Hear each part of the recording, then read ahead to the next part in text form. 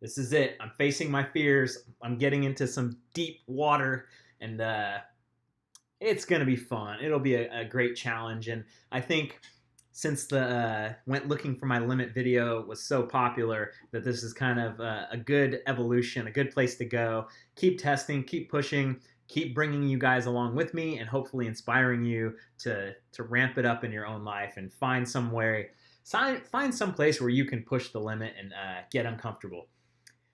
Thank you for being here. Thank you for making it possible. Very, very grateful. As always, I try to express this gratefulness, but just you guys being here in the club, it's fantastic.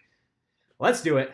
Let's go. Just over 2 years ago now, I sat here and I told you guys that I was gonna win a sport category mountain bike cross country race.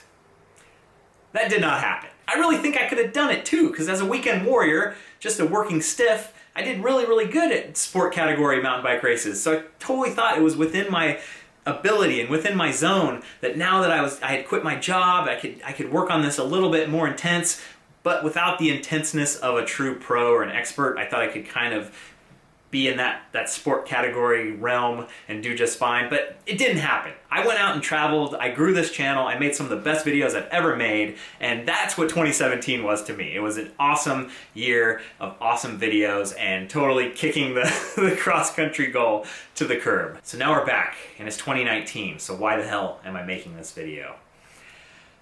There's something that's been looming in the background for quite a long time. Ever since I started this channel, people have been mentioning the BC bike race. It's an 8-day XC stage race on some of the best mountain bike trails in British Columbia.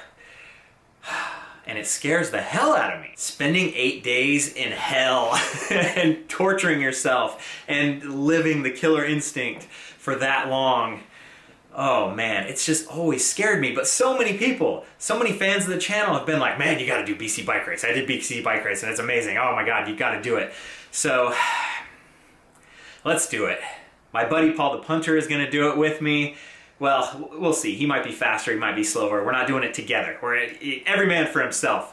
Sid and Mackie are doing it as well. They're doing it as a pair, which is super interesting. See how that goes. The ultimate test of a relationship. And I'm sure I'll see a few of you guys there too. And if you see me, say hi, and don't leave me too much in the dust. So the goal is to finish the race. I'd like to do better than 28th. I think that's what Eric from BC POV got. That's like my shooting star goal. But to really just to finish 8 days of riding without wrecking, crashing, destroying my equipment, that is an awesome accomplishment in and of itself, and it scares me. But the best thing about setting a goal like that is that just by starting and finishing, you can hit it. You can make it happen. It's set in stone. I'm gonna show up. July 4th, it starts, and I'm gonna be there. So now we have many questions to be answered. I don't wanna do an 8-day XC race on my Orbea Rayon. I don't think that's a good idea. I think it's too heavy. I need something smaller. So I've gotta find a bike. I've also gotta put in some good training time.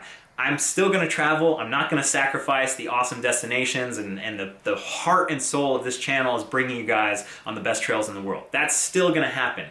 But if I'm at home and I'm going out on a ride, I wanna make it a tough ride. I wanna try to ride 3 days a week, and I'm gonna hit CrossFit 3 days a week. If you guys haven't heard about this amazing thing called CrossFit, let me spend at least the next 20 minutes talking about it. I've been going for about a month now, and it is so intense and so awesome. I didn't think I was gonna get this kind of workout at the gym. I'm getting a crazy cardio workout at the gym and an amazing strength workout. I'm loving it. I think it's an amazing community. I go to Jute CrossFit in Benicia. Just 2 thumbs up. It's great. I find it very funny that whenever I talk about CrossFit, people come out of the woodwork to be like, man, be careful. Oh, that stuff, you're gonna get hurt. It's dangerous. Yeah, that reminds me of a certain sport that I also participate in, and you do too.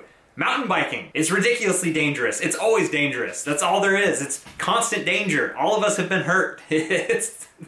I know, I will take it easy. All the men and women in every class are doing way more weight than me, which is fine. If you can leave your ego at the door and just work on form and do lightweight and build up, CrossFit will work. So I'm already starting this thing off on the wrong foot because I have a baseline Strava segment that's like 2.7 miles, 664 feet of climbing. It's called Benicia Territory Northbound that I was gonna do in this video to kind of set the baseline. Where am I at? How am I doing? But it's been raining like crazy and I'm going to New Zealand very soon.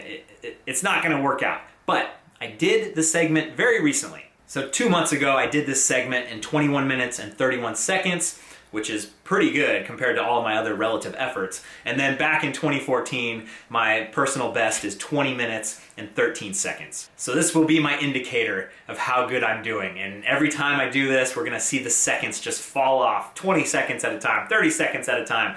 I'm gonna be doing this thing in 12 minutes by the end of this training. Okay, I can't call this training, but I'm gonna do the best a normal jackass can do without a coach, without a whole meal plan, you know, doing it all the wrong way, but still having the fight and the effort and doing as best as I possibly can.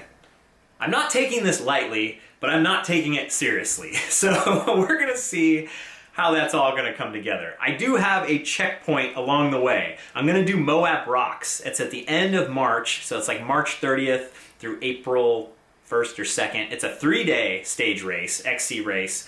Really big, crazy climbs, really cool, awesome descents. Part of it is on the whole enchilada.